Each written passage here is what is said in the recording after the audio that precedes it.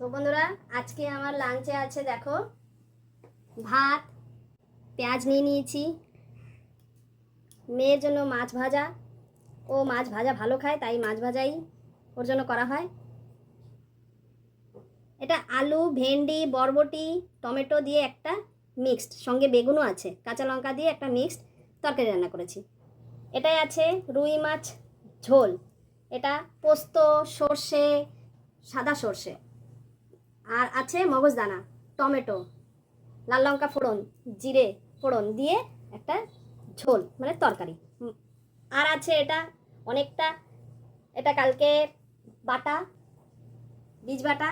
তো আমার বর বললো এটা নারকেল দিয়ে করবে। আমি বললাম ঠিক আছে করো।